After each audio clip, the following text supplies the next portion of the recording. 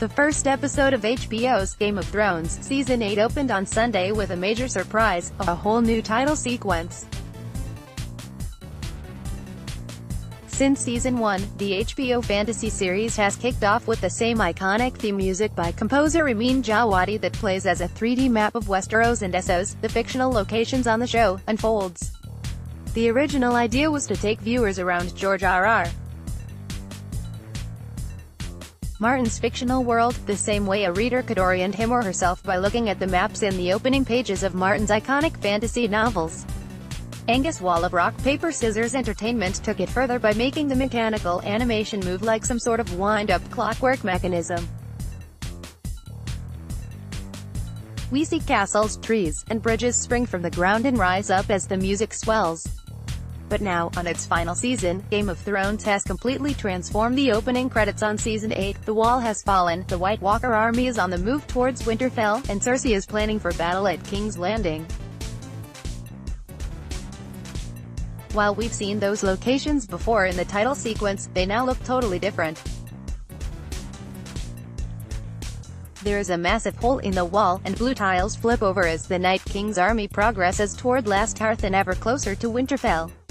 The wall has fallen and Eastwatch is no more.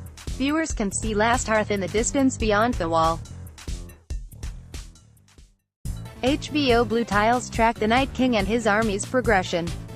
HBO Last Hearth in the opening credits of Season 8. HBO for reference, this is how the Eastwatch title sequence used to look before it was taken down by the Night King's White Dragon on the Season 7 finale. Eastwatch.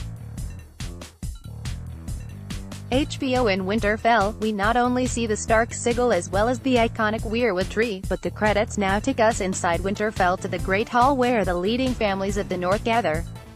The Winterfell Great Hall in the new opening credits. HBO Jon speaking in Winterfell's Great Hall. HBO The credits also now take fans into the crypt of Winterfell. Winterfell Crypt in the new opening sequence. HBO Sansa Stark in the Winterfell Crypt. Helen Sloane, HBO and then in King's Landing, we see the iconic throne room, the home of the Iron Throne that has been the fascination and ambition of our favorite characters for 8 seasons. The Iron Throne in the new credits.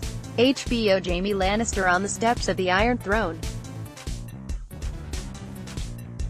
HBO You may also have caught the huge map of Westeros in King's Landing. The map of Westeros can be seen at the top of this screenshot.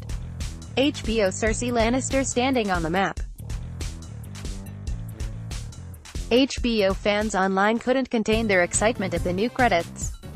This isn't the first time the credits have changed on the show. The Stark direwolf sigil has not always appeared on the battlements of Winterfell. HBO Raven-eyed fans may have noticed that the credit sequence has changed before. The most well-known example is Winterfell, which has appeared in numerous forms, as the Stark family home, as a sacked city, and as a Bolton family stronghold. After Ramsay Bolton was defeated in the Battle of the Bastards, the Stark sigil victoriously returned to Winterfell, both on the show and in the title sequence. Winterfell when it was sacked. HBO Winterfell under the control of Ramsay Bolton.